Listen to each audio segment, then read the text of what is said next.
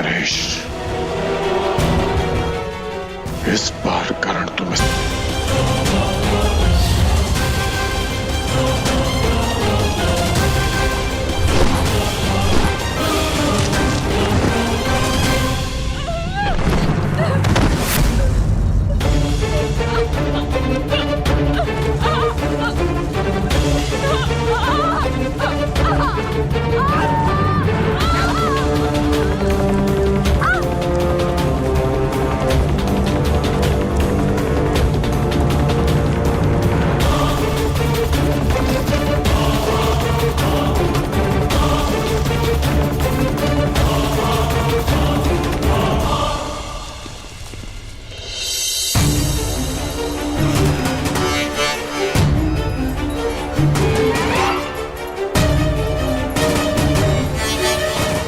पांडवों को बचाने के लिए मुझे चक्रवात शस्त्र का प्रयोग करना पड़ेगा।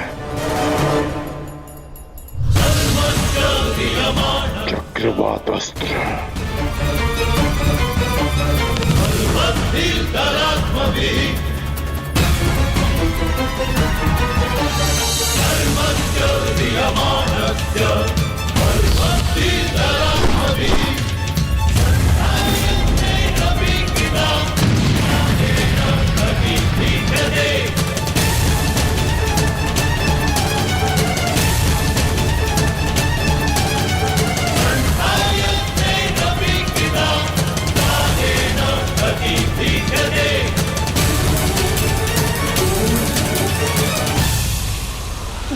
दुर्योधन, लगता है जयद्रथ आ गया। दुर्योधन, आगे आगे आगे बढ़ो। दुर्योधन, आगे बढ़ो।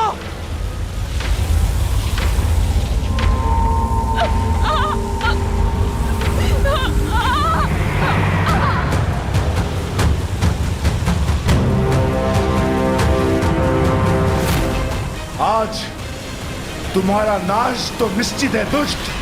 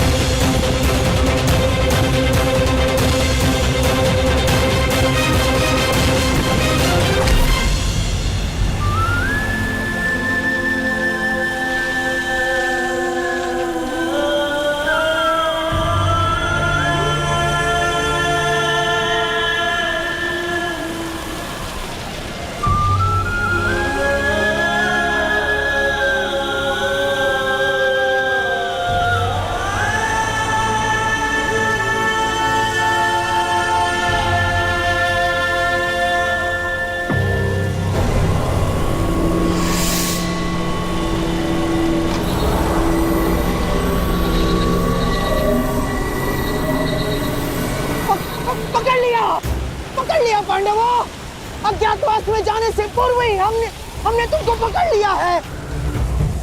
अब फिर से वनवास में जाओ।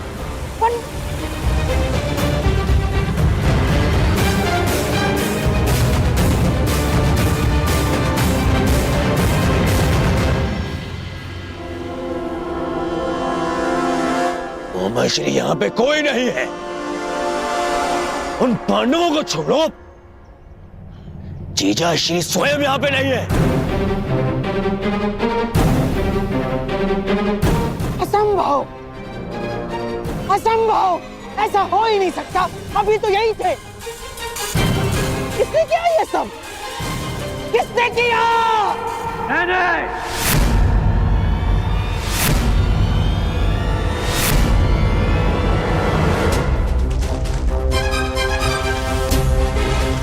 मैंने किया है ये सब गांधार नरेश, मैंने किया है।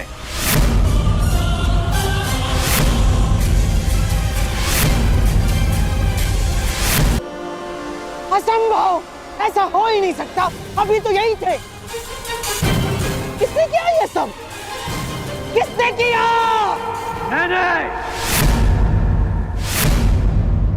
मैंने किया है ये सब गांधार नरेश, मैंने किया है।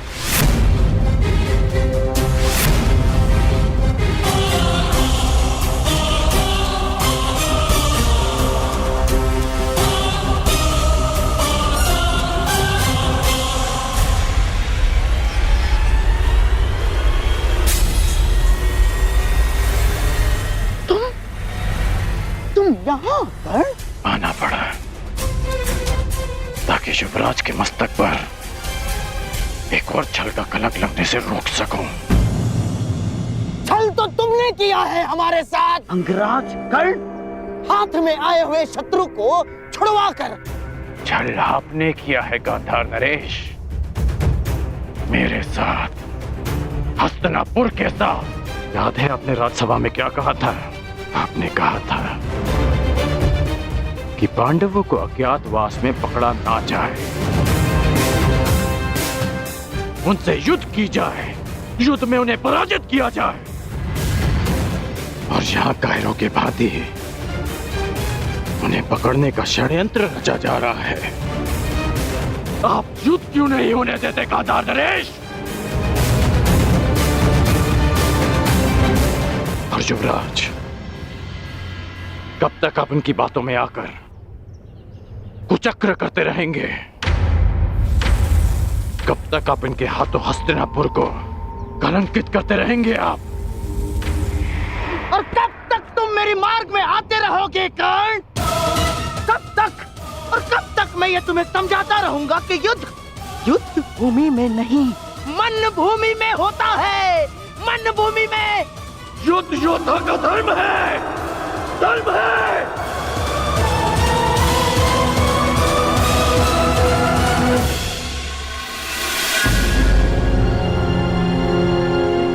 बस बस कर्ण,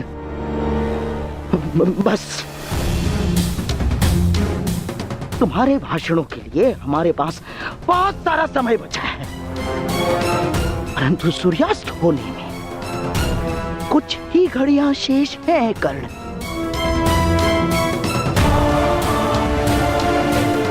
आओ पांडवों को पकड़ते हैं। नहीं, मैं इस छल में आप सबका साथ नहीं दूंगा और ना ही इस छल को होने दूंगा।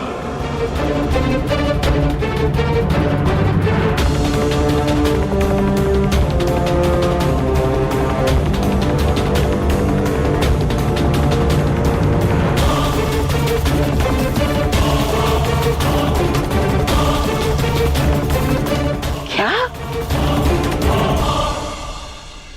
नहीं जाओगे? तुम हस्तिनापुर के सेवक हो कर्ण, सेवक। और ये बात कभी मत भूलना, समझ गए?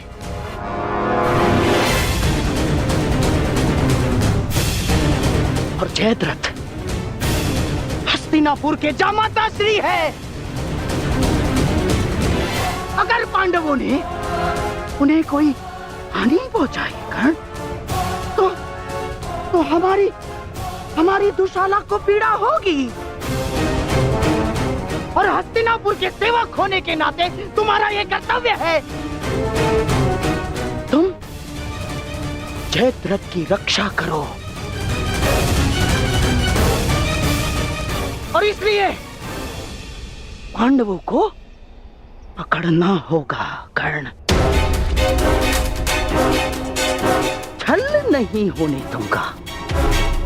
बस!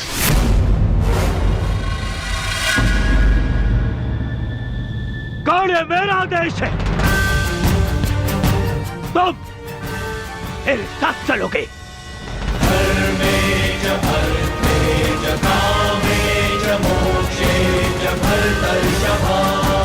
यह हस्तिनापुर के लिए आवश्यक है कर्ण, और मेरी बहन दुशाला के लिए भी। जी युवराज।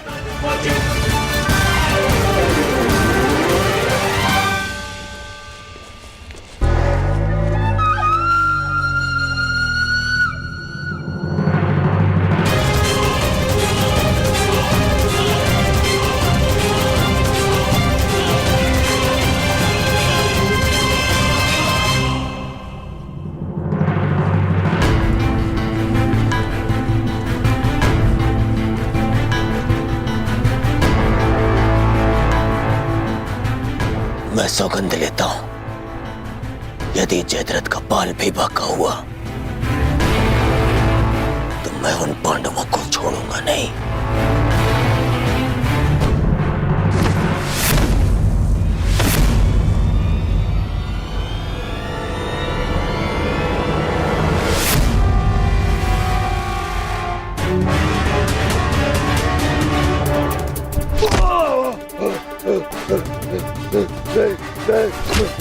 छोड़ो।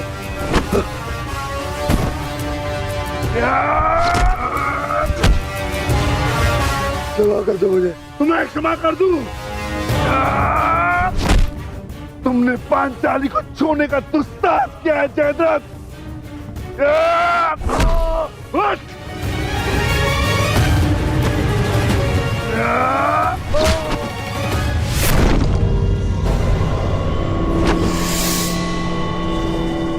उसका दंड तो तुम्हें मिलकर रहेगा जयद्रथ।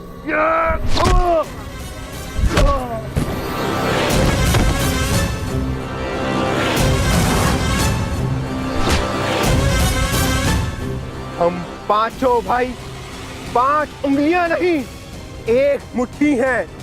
आओ उसका बल दिखाता हूं।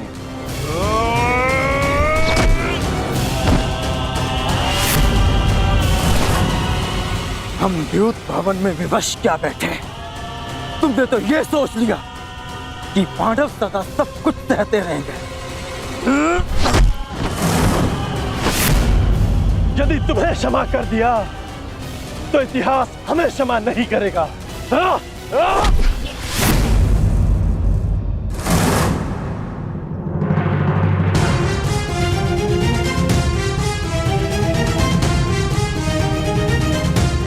मुझसे भूल हो ये पांचाली, मेरे अपराध को क्षमा करो देवी।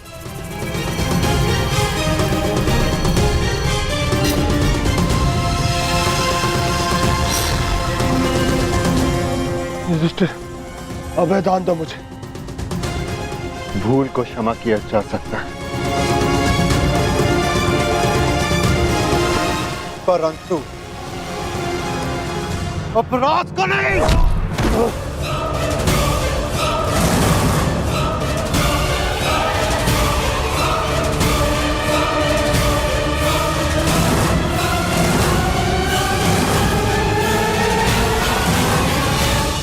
अभय दान दो युधिष्ठिर, तुम्हारी बहन का पति हूं मैं। यही तो विडंबना है कि तुम जैसा धूर्त दुशाला का पति है। क्या तुमने पांचाली को ऐसे ही घसीटा था ना?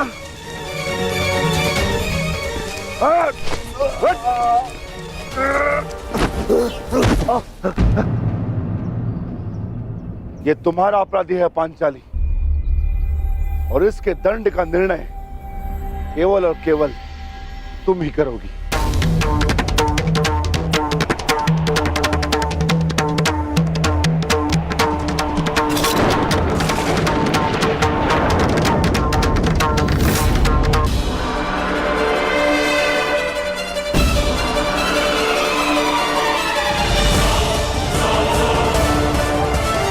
क्षमा कर दो पांचाली, मेरे अपराध को क्षमा कर दो। जिस सीमा को तुमने लांघा है उसके पार क्षमा और दया नहीं की जा सकती।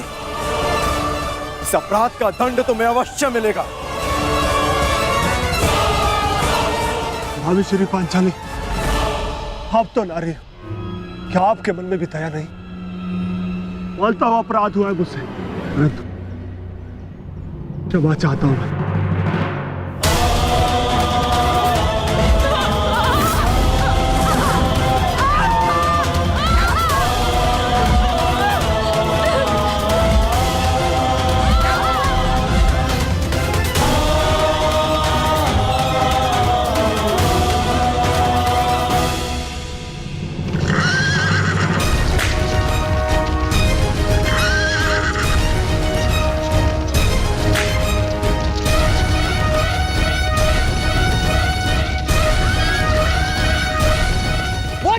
क्षमा नहीं करेंगे दुर्योधन। अब एक ही मार्ग है केवल दुर्योधन, समय रहते हम उस तक पहुंच जाने चाहिए।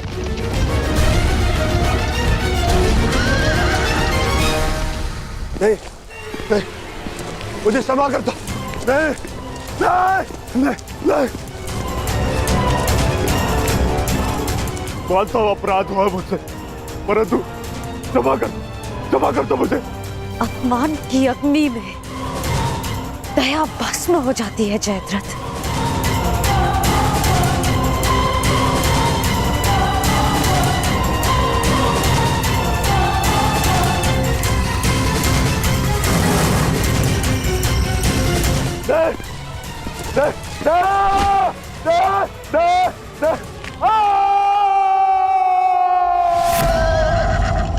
दुर्योधन, ये तो जमाता का स्वर है।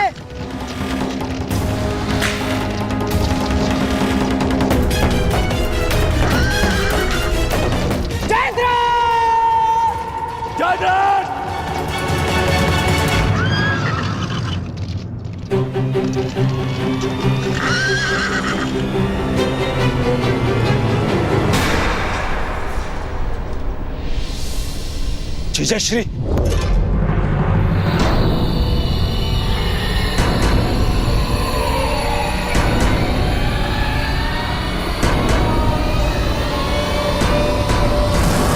जीजाश्री, जीजाश्री उठिए।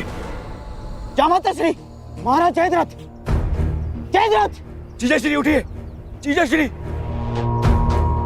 जामाता, आंखें खोलिए जयद्रथ, महाराज जयद्रथ। जीजाश्री उठिए, उठिए उठिए जीजाश्री।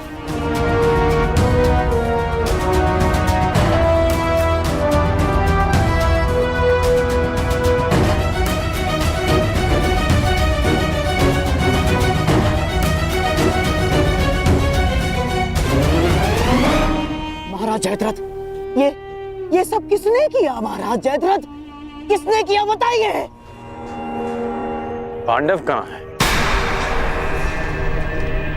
वो चले गए। जीजाश्री, ये सब कैसे हुआ? किसने किया ये? पांडवों ने।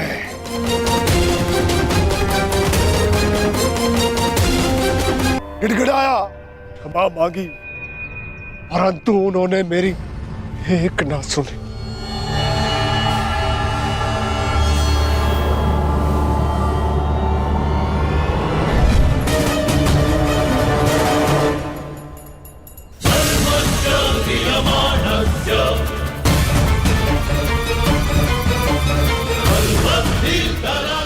इससे श्रेष्ठकर होगा कि तुम लोग मुझे मार दो। इतना अपमान मत करो मेरा। इस अपमान के पश्चात मैं जीत बचा तो ऐसा भयंकर प्रतिशोध होगा कि तुम पांचों की आत्मा कांप उठेगी। मत कर दो मेरा। अवश्य कर देता, परंतु वो दंड तुम्हारे लिए बहुत सरल होता। तुम्हारी ये 5 चोटियां स्मरण दिलाती रहेंगी तुम्हें कि पांचाली को हाथ लगाकर तुमने कितनी बड़ी भूल की थी। और फिर दुर्योधन को संदेश भी तो देना है कि तुम्हारा ये अपमान एक चेतावनी है उसके लिए कि हम अपना अपमान अभी तक नहीं भूले। 1 वर्ष पश्चात हम फिर लौटेंगे अपनी प्रतिज्ञा पूर्ण करने। बस अर्जुन, बस इतना ही पर्याप्त है। चलो। अर्जुन, मैं प्रतिशोध लूंगा।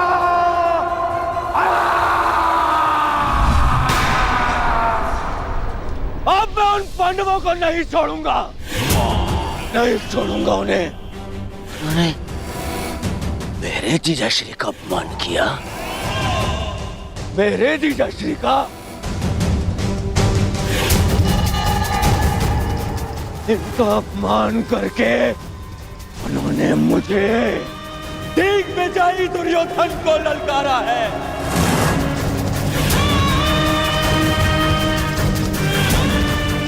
अधिक दूर नहीं गए होंगे वो पांडव। आज आज और इसी क्षण आज फिर से वनवास भेजूंगा।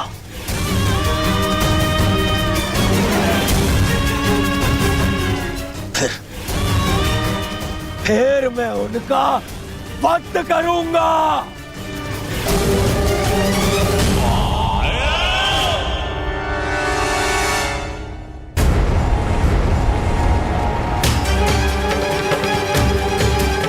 जाओ और जाकर उन पांडवों को लेकर आओ। परंतु युवराज, मास्टर!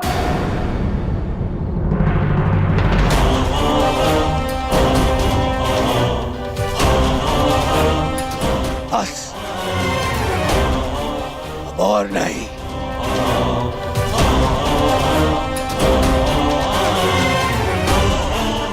जाओ सैनिकों और जाकर उन पांडवों को अभी इसी क्षण मेरे समक्ष लेकर आओ।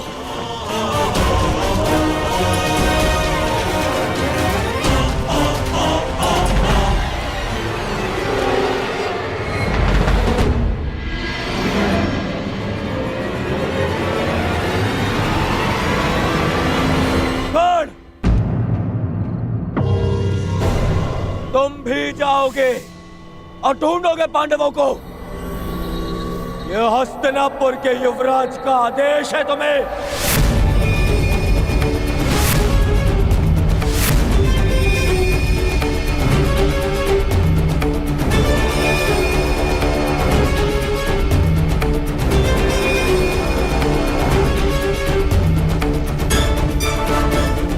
दुर्योधन, मुझे इस पर संदेह है। मुझे न जाने मुझे ऐसा क्यों लगता है कि इसने पांडवों को ढूंढ भी लिया तो ये हमें बताएगा नहीं ना।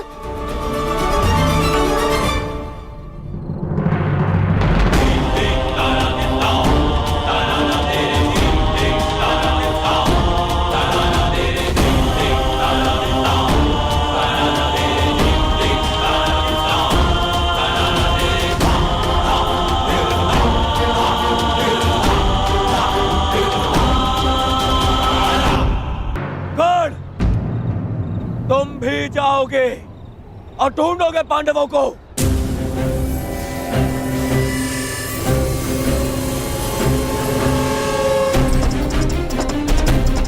दुर्योधन, न जाने मुझे ऐसा क्यों लगता है कि इसने पांडवों को ढूंढ भी लिया तो ये हमें बताएगा नहीं ना।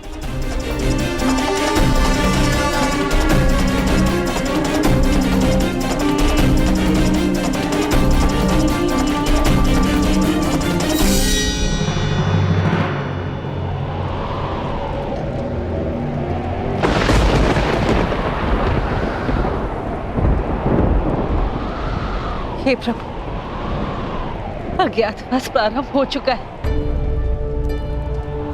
मेरे पुत्रों को सकुशल रखना, अपने शत्रु की दृष्टि से बचाए रखना।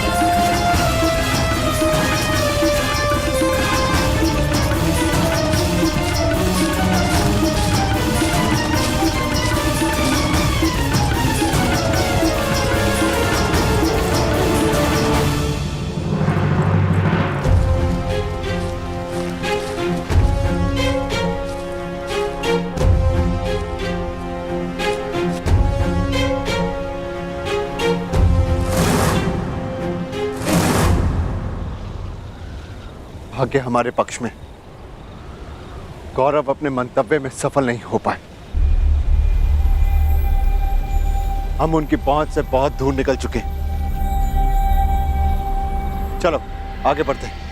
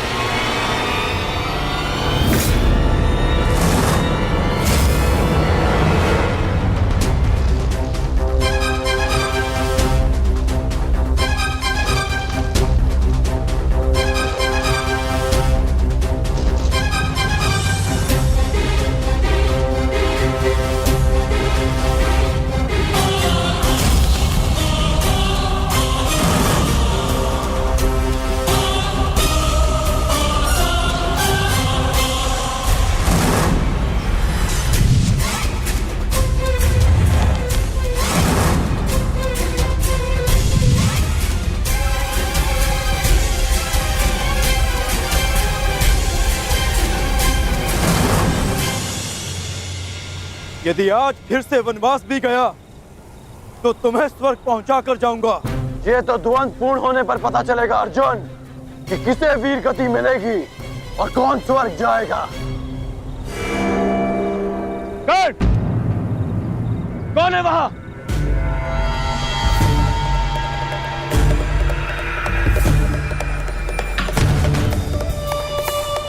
वहां पर पांडव है क्या?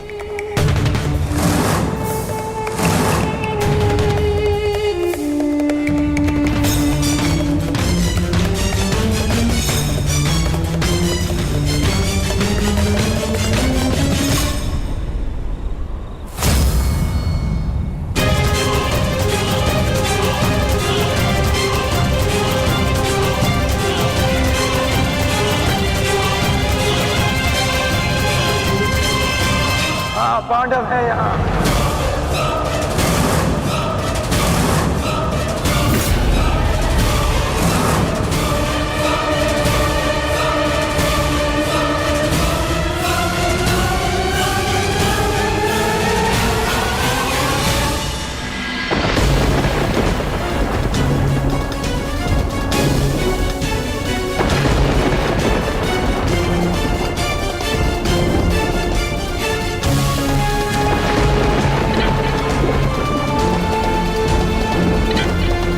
ये दीपक मेरे पुत्रों के प्रतीक हैं, इन्हें मैं बुझने नहीं दे सकती।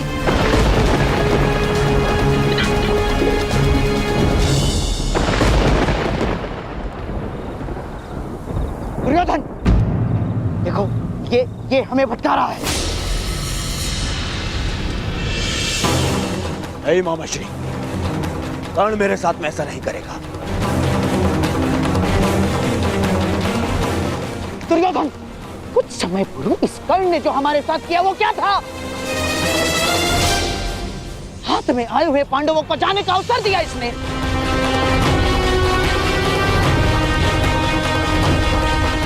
नहीं मामाश्री। दुर्योधन, मुझे इस कर्ण पर तनिक भी विश्वास नहीं है। इसने यदि कहा कि पांडव यहाँ हैं, तो निश्चित रूप से पांडव वहाँ नहीं है। मेरा विश्वास करो, पांडव नहीं है वहाँ, मेरा विश्वास करो। हमें पांडवों को पकड़ना है। एक एक पल वो हमसे दूर होते जा रहे हैं। दुर्योधन, मैं कह रहा हूं, मेरा विश्वास करो, आओ मेरे साथ।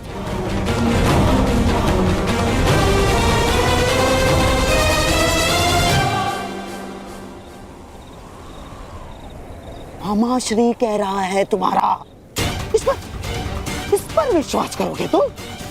इस पर?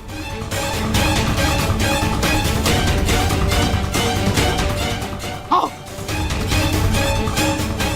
चलो दुर्योधन।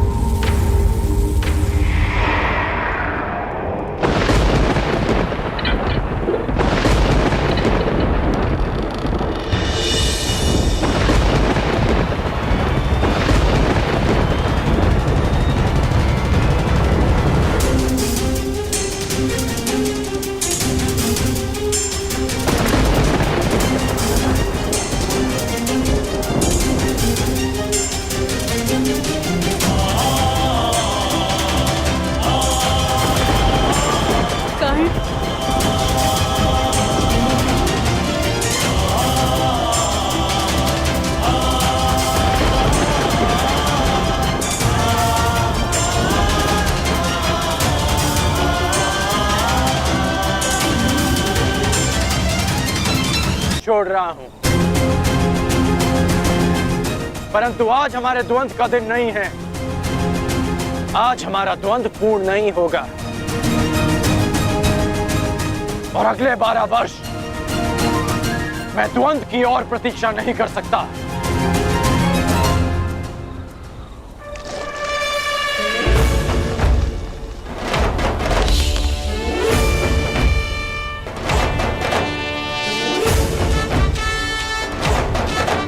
एक वर्ष पश्चात हम फिर मिलेंगे अर्जुन, जब तुम्हारा अज्ञातवास पूर्ण हो जाएगा, तब हमारे मध्य और कोई नहीं होगा।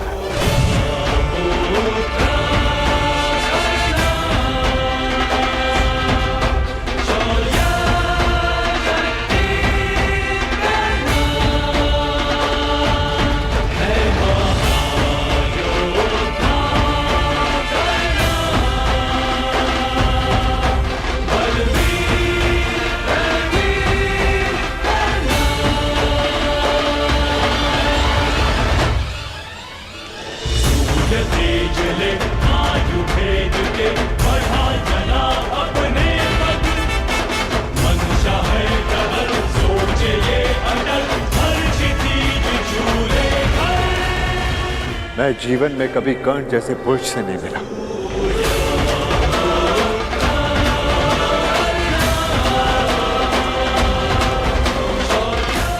कदाचित ये हमारे पक्ष में होता।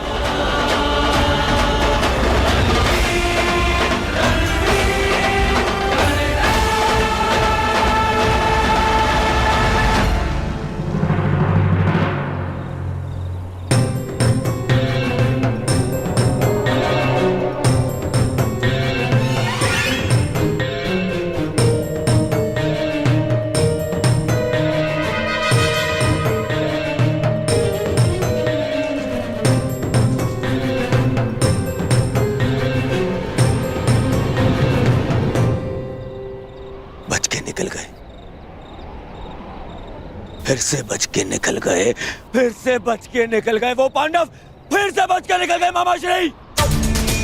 दुर्योधन, लगता है इस समय भाग्य उनके साथ है।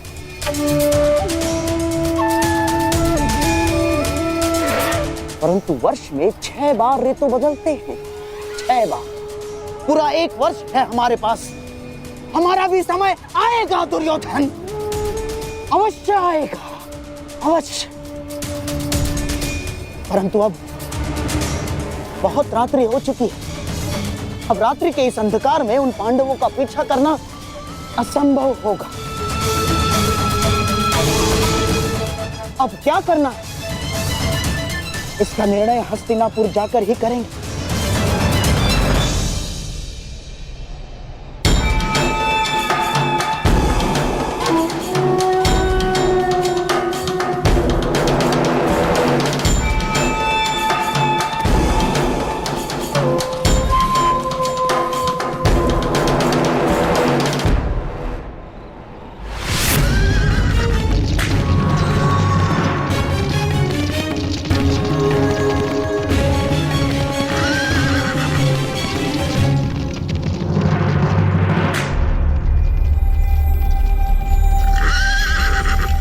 कहां खोए हो महारथी?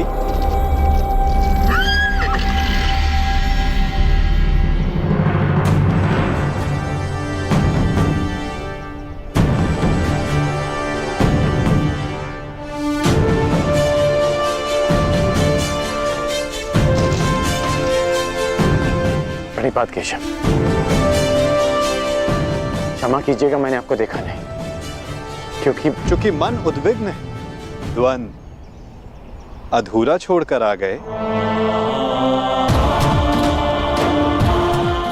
हाँ, पाषाण बनकर जिस जल में गिरे थे उसी के साथ छल किया अंगराज। क्या इसे मैं ये संकेत समझूं कि तुम न्याय के पक्ष में आ रहे हो? आप तो सब जानते हैं केशव।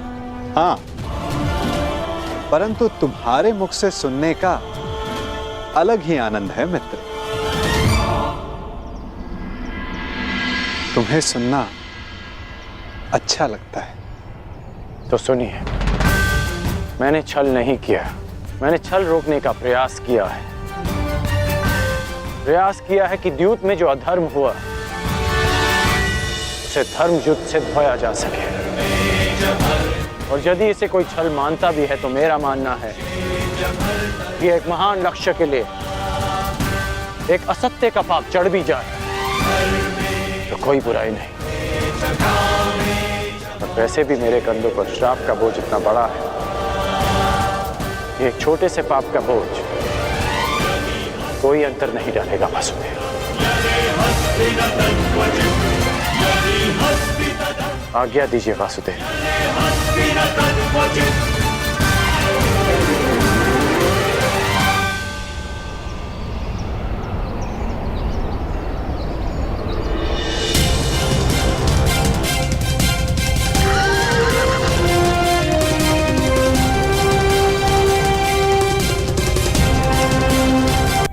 कि युद्ध में आपके पुत्रों को पराजित करूंगा, इसलिए जाने दिया। परंतु एक वचन भी है कि आपके पुत्र 1 वर्ष का अज्ञातवास अवश्य पूर्ण करेंगे।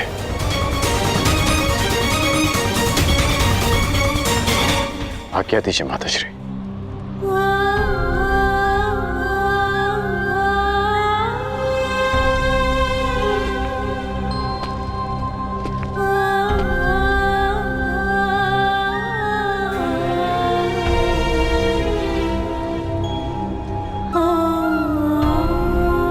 कदाचित मैं तुम्हें बता सकती पुत्र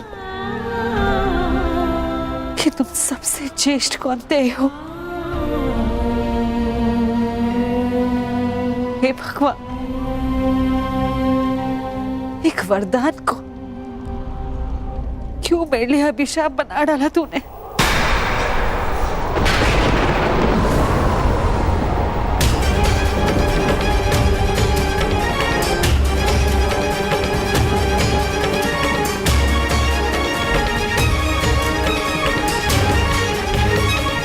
हे ईश्वर,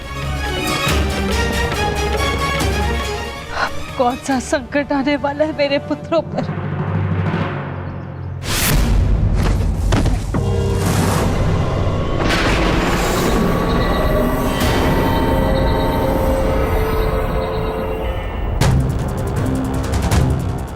इतना विलंब हो गया है। अब तक तो नकुल को आ जाना चाहिए था। मैं देख कर आता हूँ ज्येष्ठ, कहीं कोई संकट तो नहीं।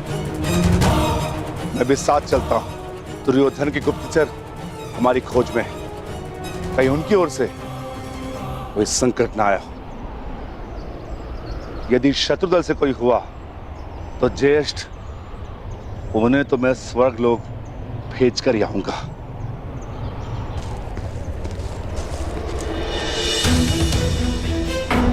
नकुल! नकुल! नकुल! नकुल! भ्राता भीम! नकुल! नकुल! नकुल! नकुल! नकुल! नकुल! उठ जा। नकुल! देखिए ना भ्राता भीम, क्या हुआ है नकुल को? ये कुछ बोल क्यों नहीं रहा? नकुल! नकुल उठ जा। नकुल!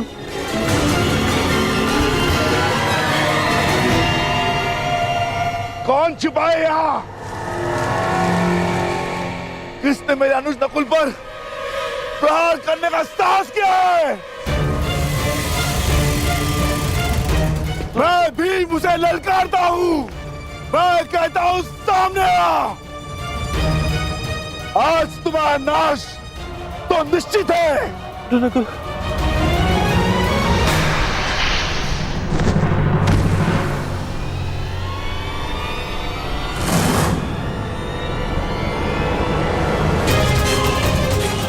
अरे ये क्या हो गया? कदे उठो। नकुल! कदे उठो। कदे।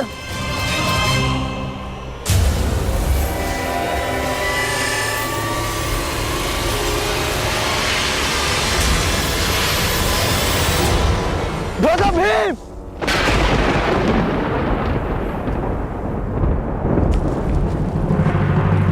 भ्राता भीम!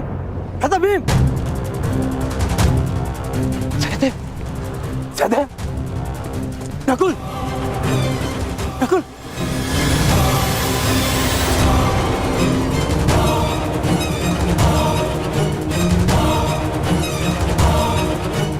जो महाबली भीम को गिरा सके वो किसी सामान्य मनुष्य की वश की बात नहीं। तुम अवश्य कोई मायावी हो। तुम जो भी हो, यक्ष, किन्नर, गंधर्व, मायावी, पिशाच, प्रेत, मेरे समक्ष प्रस्तुत हो और मेरे भाइयों को जीवित करो, अन्यथा अपने प्राण देने के लिए तत्पर हो जाओ।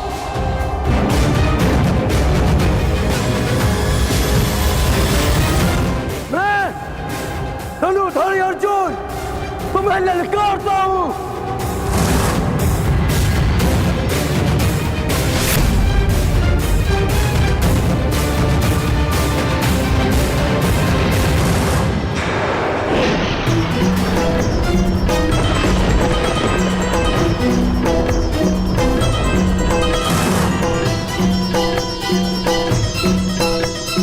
पांचाली,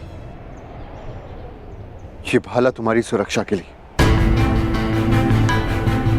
मैं अपने अनुज को ढूंढने जा रहा हूं। मैं भी साथ चलूंगी आर्या। नहीं पांचाली, संकट पता नहीं कितना बड़ा होगा।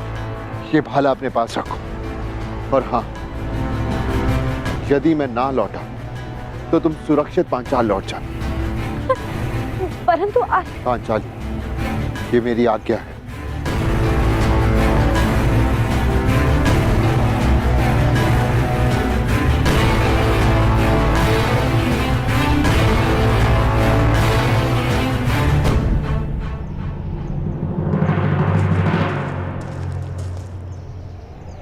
नकुल, भीम,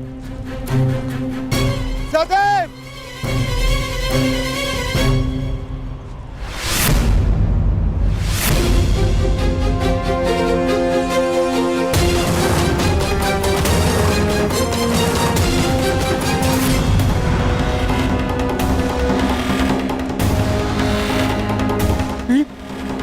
भीम, उठो भीम।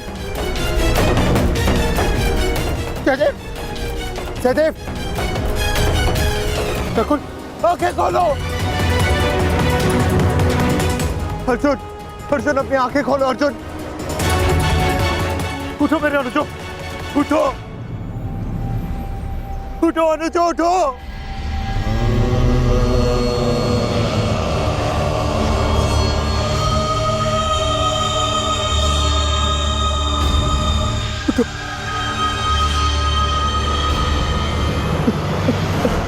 कैसा ज्येष्ठ द्यूत में हारे जाने के पश्चात भी जिन्होंने मुझ पर अपना विश्वास नहीं हारा, उनकी सुरक्षा मैं कैसे नहीं कर सका? क्या उत्तर दूंगा, क्या उत्तर दूंगा मैं माता कुंती को? क्या उत्तर दूंगा मैं पांचाली को? क्या उत्तर दूंगा मैं उन्हें?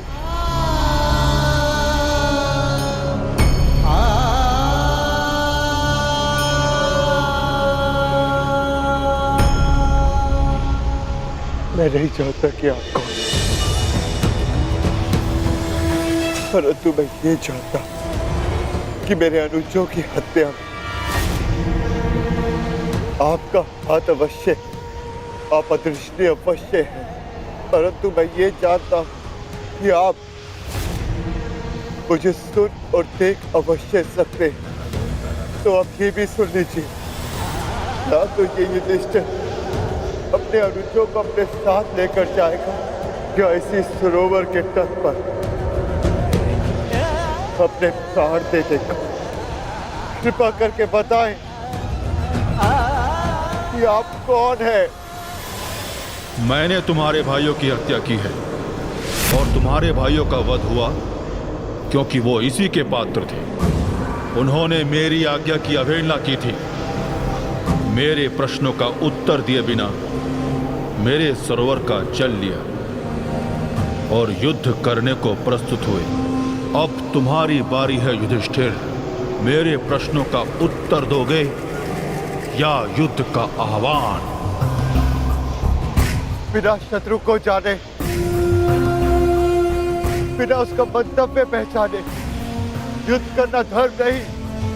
इसीलिए समक्ष प्रस्तुत होकर आप मुझे बताएं कि आप कौन हैं?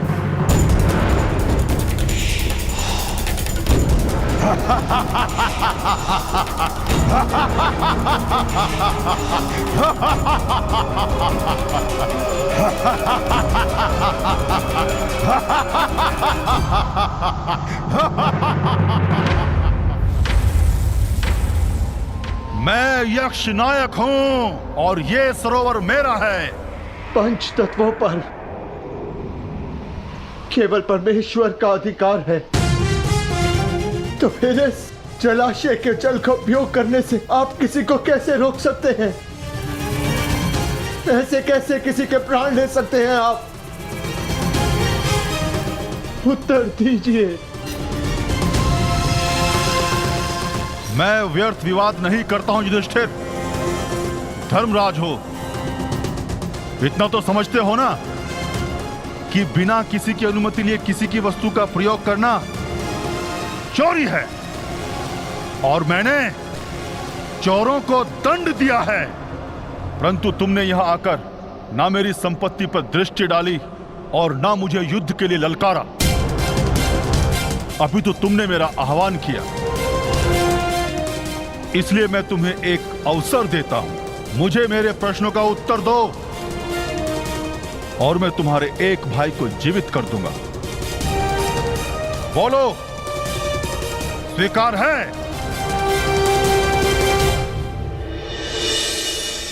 हे प्रभु, मैं नहीं जानती है कैसी लीला है, परंतु इस माँ की परीक्षा मत लो। मेरे पुत्रों की रक्षा करो प्रभु, मेरे पुत्रों के। अपने भाइयों के पश्चात मुझे अपने जीवन का कोई मोह नहीं है महोदय।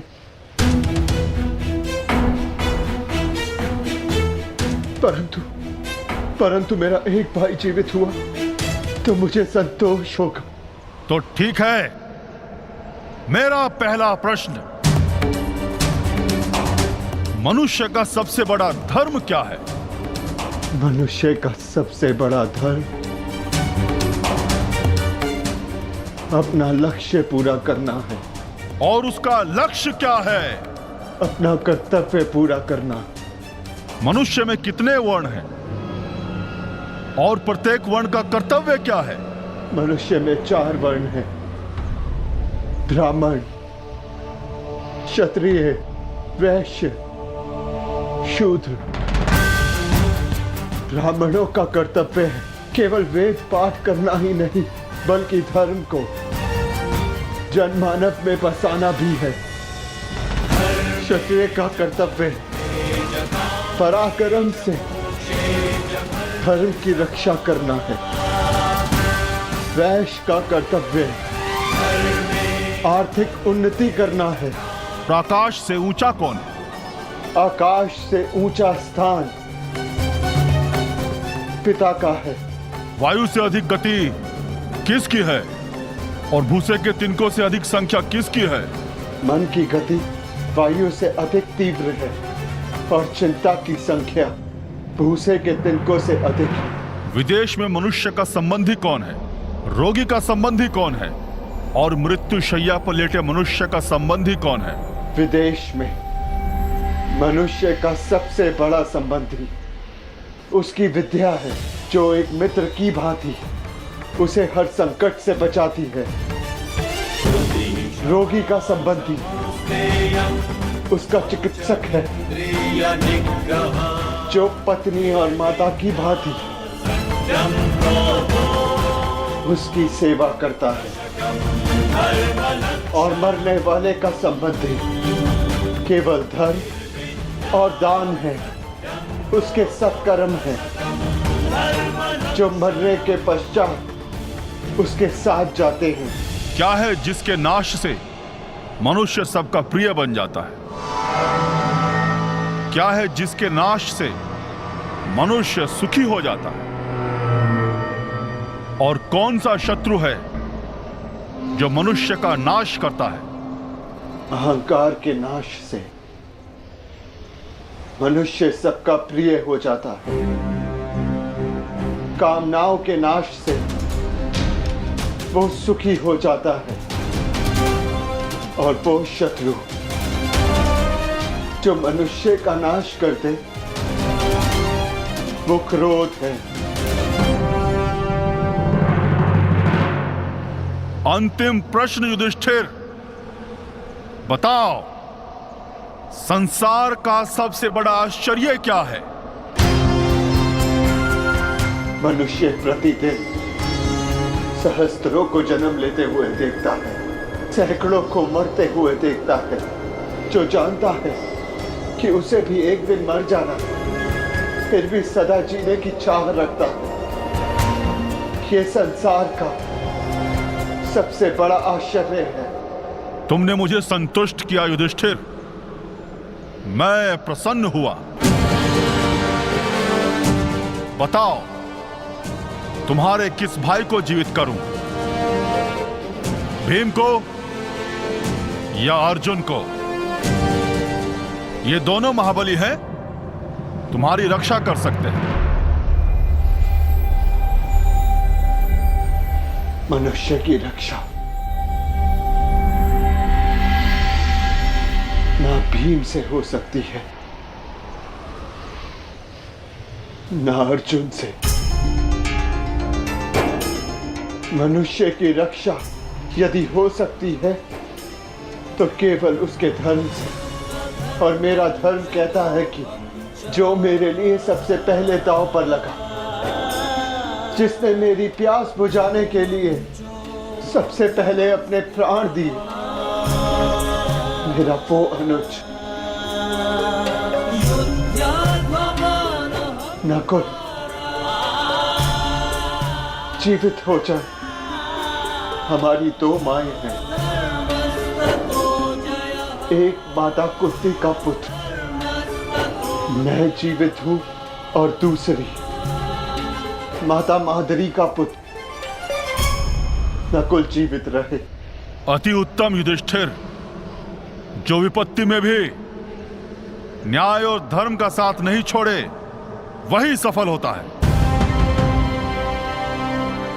तुम अपनी परीक्षा में सफल हुए।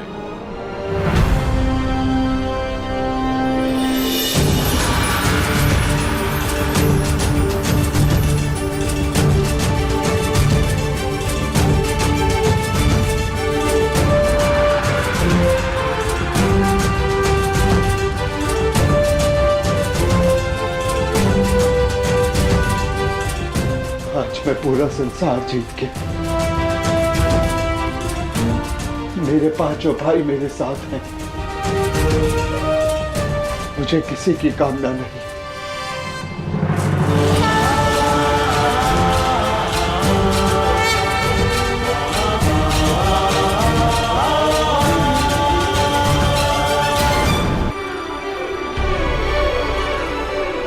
मैं धर्मराज हूं युधिष्ठिर, तुम्हारा पिता।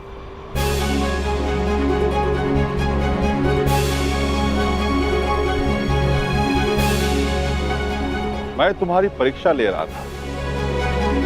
मैं जानना चाहता था कि होने वाले महायुद्ध में क्या तुम न्याय कर पाओगे, और मुझे विश्वास हो गया कि तुम सदा न्याय और धर्म की स्थापना करोगे। विजय भाव पुत्र, विजय भाव।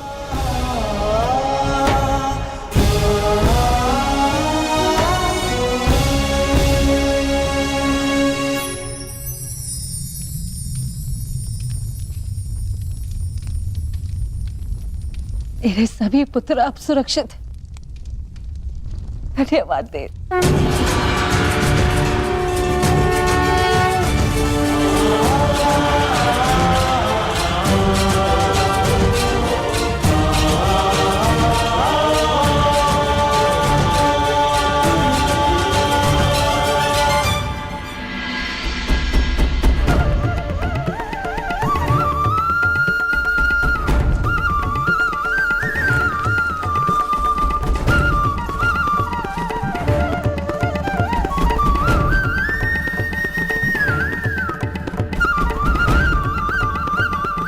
प्रणिपात वासुदेव।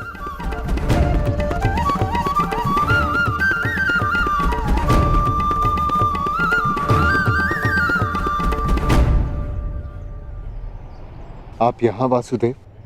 हाँ धर्मराज, तुम एक परीक्षा में भले ही सफल हो गए, परंतु मैं यहां अगली परीक्षा के लिए तुम्हें सावधान करने आया हूं। कैसी परीक्षा माधव? अज्ञातवास की परीक्षा अर्जुन, जो सरल नहीं होगी। क्या उसके विषय में कुछ सोचा है? जैसे वनवास कट गया वैसे ही अज्ञातवास भी कट जाएगा माधव। नहीं युधिष्ठिर, मनुष्य को अपनी कठिनाइयों से निकलने के विषय में पहले सोच लेना चाहिए, क्योंकि कठिनाइयों का लाभ उठाने के विषय में उसके शत्रु पहले सोच लेते हैं। असंभव! कैसे हो सकता है ये? पांडव बचकर कैसे निकल गए?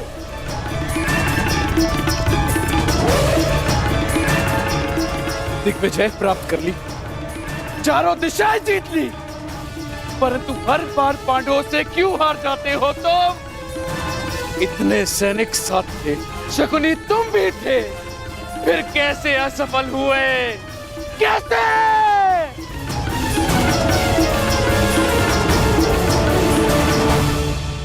रुष्ट ना होइए महाराज, हम असफल नहीं हुए, क्योंकि पांडवों का अज्ञातवास भंग हो चुका है।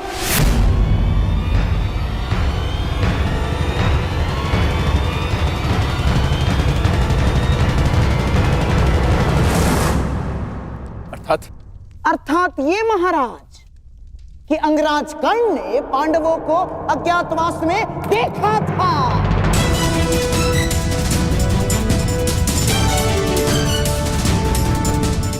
इसीलिए नीति अनुसार पांडवों का अज्ञातवास भंग हो चुका है।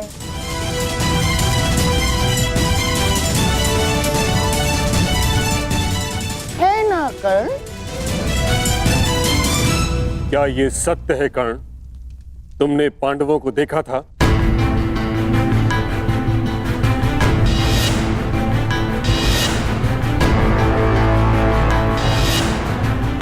जानता हूं पुत्र, तुमने अवश्य पांडवों को देखा है, परंतु अब समय है कि उनके विरुद्ध एक और अधर्म को होने से रोका जा सके। उत्तर दो कर्ण, क्या तुमने पांडवों को देखा था? जी, देखा था।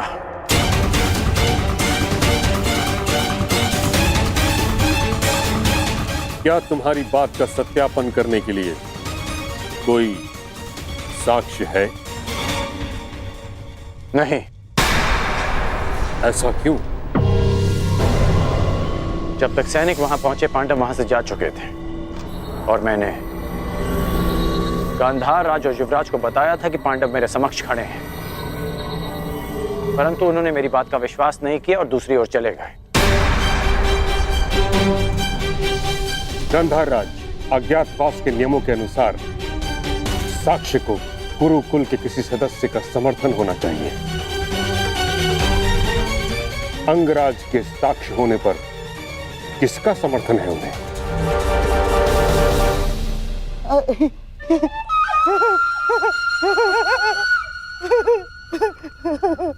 अंगराज कर्ण की बात पर कौन अविश्वास कर सकता है महामहिम? और उनके साक्ष्य होने पर स्वयं कुरुवंश के सम्राट दुर्योधन का समर्थन भी है, हैं? हाँ, मुझे अपने मित्र कर्ण के ऊपर पूर्ण विश्वास है।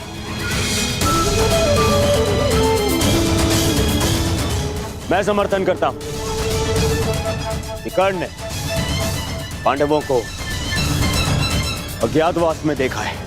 युवराज, यदि तुम्हें विश्वास था तो कर्ण की बात ना मानकर दूसरी ओर क्यों चले गए? और आप गांधार राज, यदि आपको कर्ण की बातों पर विश्वास था तो आप उसके पास क्यों नहीं गए? इसका अर्थ यह है कि आपको कर्ण पर विश्वास नहीं था, अर्थात अज्ञातवास भंग नहीं हुआ।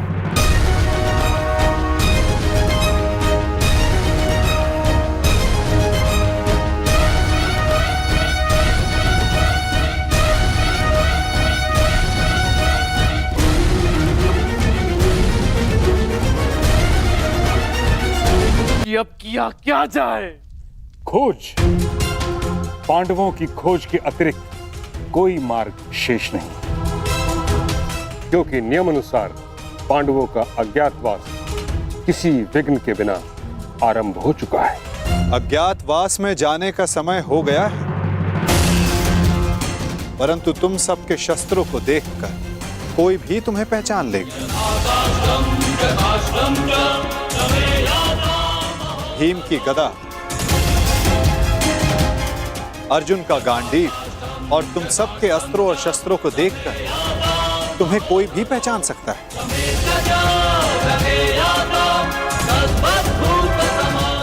इसीलिए जाने से पूर्व इन्हें छिपा देना आवश्यक है। परंतु कहाँ माधव? यदि किसी ने यह शस्त्र ढूंढ लिया तो कोई भी स्थान सुरक्षित नहीं है। स्थान सुरक्षित नहीं होता अर्जुन, स्थान सुरक्षित किया जाता है। मैं समझा नहीं माधव। अपने अस्त्रों और शस्त्रों को नीचे रखो।